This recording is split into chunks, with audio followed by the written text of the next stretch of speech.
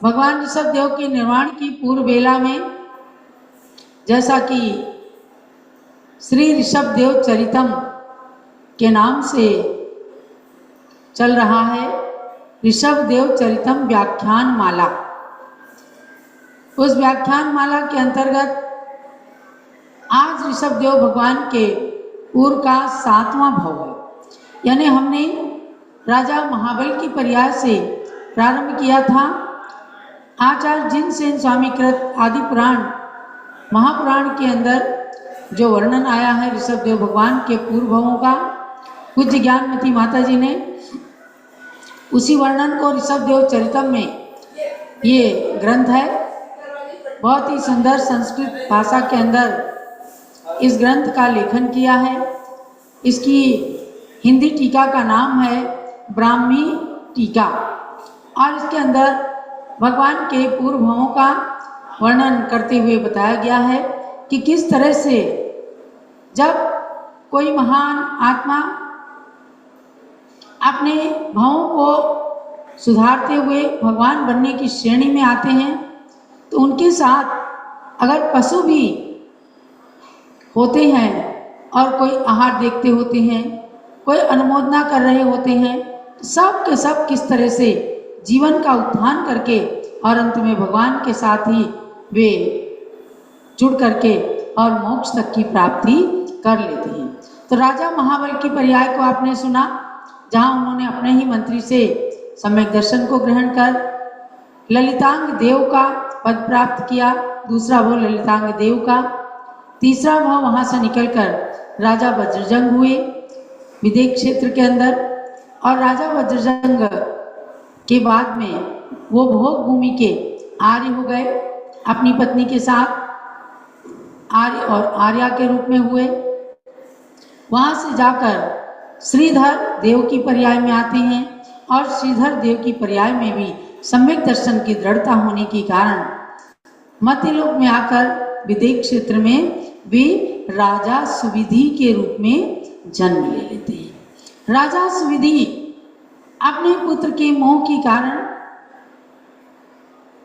क्षुल्लक दीक्षा ग्रहण करते हैं, 11 प्रतिमाओं को धारण करते हैं, और जीवन के अंत में दिगंबरी मुनि दीक्षा धारण करके समाधि पूर्वक मरण करते हैं। तो वो जाकर के अच्युत स्वर्ग में इंद्र बन जाते हैं, अच्युत इंद्र। अब उस भाव को आपको सुनना है। अच्युतो मरणातीतो न अच्युतो नहीं जायते, तस्य चेन्द्रो जिनेन्द्रः स्यात् तस्मै नित्यं नमोस्तु मे।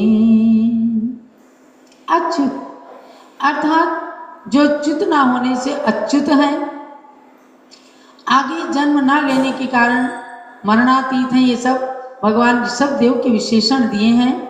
और जिनके इंद्र जिनेन्द्र हैं, ऐसे उन भावी तीर्थंकर ऋषभ देव को अच्युतेंद्र के सप्तम अवतार के रूप में नित्यम नमोस्तु मे, मेरा नित्य ही नमस्कार होवे। यानी उनके पूर्व भाव भी कितने पूज्य वंदनीय हो गए, जिन्होंने मोक्ष को प्राप्त किया है, ऐसे भगवान के पूर्व भाव भी वंदनीय हो गए। तो अच्युत इंद्र कहाँ है?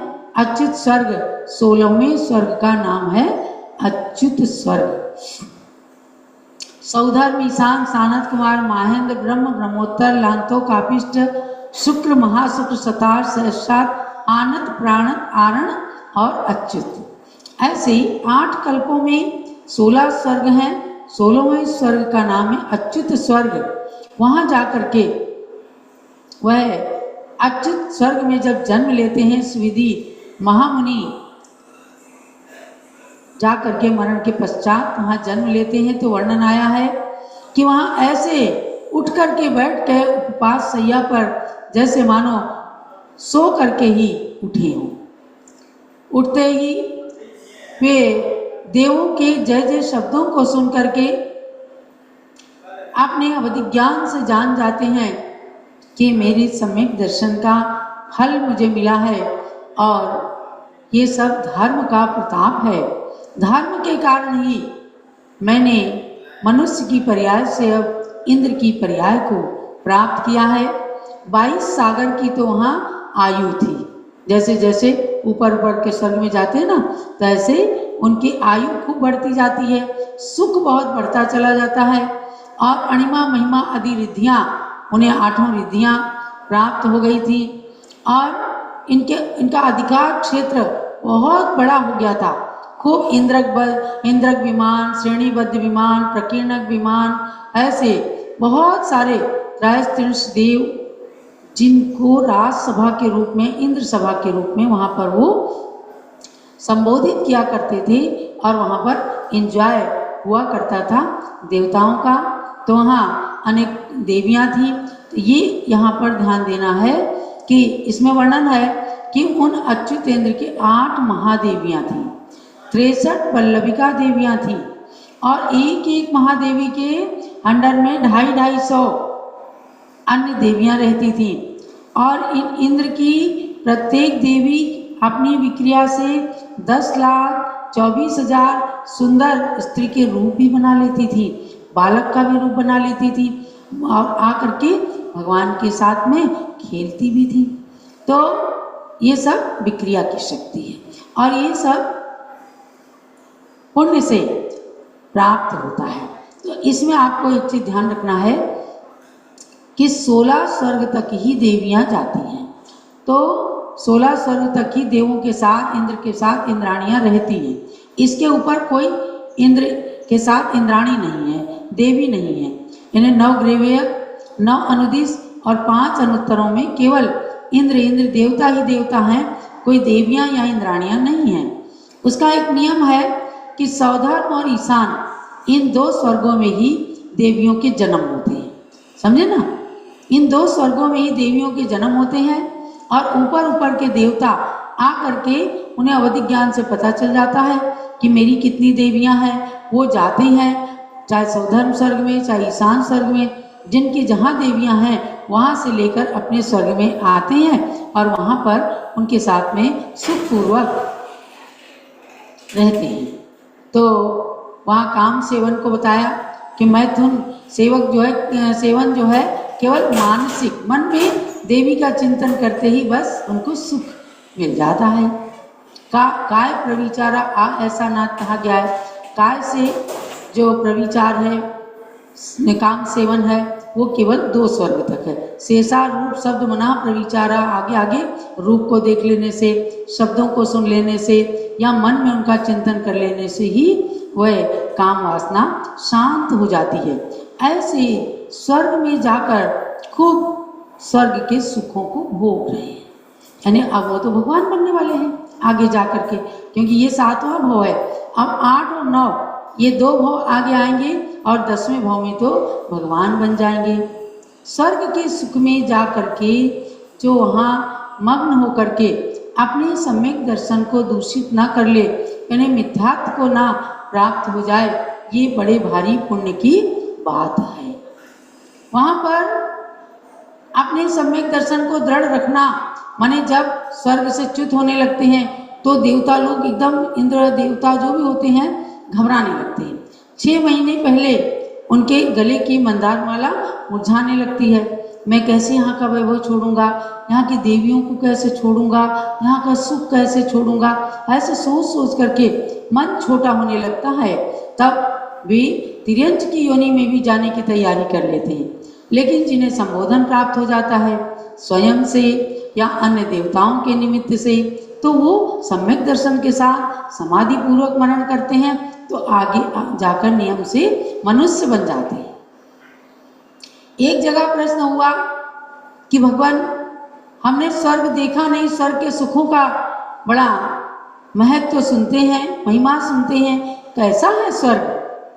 तो आचार्य पूज्य पाद स्वामी ने एक जगह कहा, ऋषि कजमना आतंकम दीर्घ कालोपलालितम नाके नाकौकसाम सौख्यम नाके नाकौकसामिव। कहते हैं भव प्राणी, वहाँ पर अनातंक, किसी प्रकार का कोई आतंक नहीं है, कोई रोग नहीं है, कोई चिंता नहीं है, किसी के द्वारा कोई अपमान सहन करने की बात नहीं, गाली गलौज नहीं और आदि व्याधि नहीं है। ऐसा स्वर्ग में सुख है दीर्घ कालोपलालितम, और दीर्घ काल तक 10,000 वर्ष से तो देवताओं की आयु शुरू होती है, और उसके बाद 33 सागर तक की आयु, जो सर्वार्थ सिद्धि के देव होती हैं उनकी 33 सागर की आयु होती है। और ये जो अच्युतेंद्र हुए हैं इनकी 22 सागर की आयु थी, यानी 22 सागर तक वहाँ दीर्घ काल तक वहाँ सुख ही सुख भोग रहे थे। ऐसे स्वर्ग के सुख के लिए कहा कि ये तो हमने शब्दों में बता दिया है। अब क्या है, नाके नाकौ कसाम सौख्यम, नाके माने स्वर्ग में, नाकौ कसाम सौख्यम, वहाँ जो स्वर्ग में उत्पन्न होने वाले देव हैं उनका सुख उनके समान ही है। स्वर्ग के सुख की उपमा हम मध्यलोक से या अपने शब्दों में कैसे कह सकते हैं? स्वर्ग, चूंकि यहाँ स्वर्ग है नहीं, मनुष्यों में किसी के सुख की बात कहो, कह दें चक्रवर्ती के समान सुख है, कह दें उस राजा के समान सुख है, लेकिन स्वर्ग के सुख की उपमा स्वर्ग के सुख से ही दी जा सकती है। इसलिए पुण्य करो और स्वर्ग को प्राप्त करो। स्वर्ग में भी पुण्य कम ना होने पाए, अकृत्रिम चैत्यालयों की वंदना करते रहना चाहिए। तो प्रथम स्वर्ग से लेकर 16वें स्वर्ग तक के इंद्र एवं देवगण अपनी इंद्राणी देवियों के साथ मध्यलोक में आते रहते हैं, समझे ना। और सुमेरु पर्वत से लेकर 13 द्वीपों की 458 अकृत्रिम चैत्यालयों की वंदना भी करते रहते हैं। इसके ऊपर के देवता मध्यलोक में नहीं आते, और ये सारे देवता जो हैं ये आकर के भगवान के पंच कल्याणक में सम्मिलित होते हैं। तो इन अच्युत स्वर्ग के ऊपर के सभी देव अहमिंद्र कहलाते हैं। बाकी 16 स्वर्ग तक तो इंद्र, सामानिक, त्रयस्त्रिंश, पारिषद, इन सब की अलग अलग कैटेगरीज हैं। अब ये इंद्र हो गए ऋषभ देव भगवान के पूर्व के जीव अच्युत स्वर्ग में इंद्र हो गए, तो इनको अच्युतेंद्र कह दिया। बाकी इनके अंदर देवता भी हैं, सामान्य रूप से भी हैं, देवियां भी हैं, और इनके ऊपर के देव केवल अहमिंद्र होते हैं। अहम इंद्रोस्मि, मैं केवल इंद्र हूँ, वहाँ देवताओं की और कोई कैटेगरीज नहीं है। तो ऐसे इंद्र के सुख को भोगते हुए, खूब अकृत्रिम चैत्यालयों की वंदना करते हुए 22 सागर की आयु को जब पूरी करते हैं, तो अच्युतेंद्र अपने प्रतींद्र के साथ देखो संबंध कैसा चला आ रहा है। जो पूर्व में अभी सुविधि राजा के पुत्र के रूप में थे केशव, और उससे पहले जो श्रीमती का जीव था पत्नी के भाव से चले आ रहे थे, वो आकर के यहीं पर प्रतींद्र हो गए थे अच्युत स्वर्ग में ही। दोनों यहाँ पर स्वर्ग के सुखों का खूब अनुभव कर रहे थे, क्योंकि पूर्व भाव से ही इनके मैत्री के, प्रेम के संबंध जुड़े थे। तो जिनेंद्र भक्ति से तमाम पुण्य का अर्जन करते थे। आयु के अंत में वहाँ से च्युत होकर मध्यलोक के विदेह क्षेत्र में रानी श्रीकांता के गर्भ में आ गए, और आगे जन्म लेकर के वज्रनाभि चक्रवर्ती हो जाएंगे। कल मैं आपको वज्रनाभि चक्रवर्ती की भी बात बताऊंगी। उनके साथ जो पत्नी और पुत्र के रूप में पूर्व भाव से जुड़े रहे, और अब यहाँ पर प्रतींद्र हैं, वे भी कैसे आगे तक जुड़े रहते हैं ऋषभ देव की पर्याय तक। इसको आप सुनते रहें। बहुत ही रुचिकर, रोमांचक, पुण्यवर्धक ये कथानक है, और इसे सुन करके हम सबको अपना भी पुण्यवर्धन करना है। जब लो ऋषभ देव भगवान की जय। और अब मैं आती हूँ कल्याण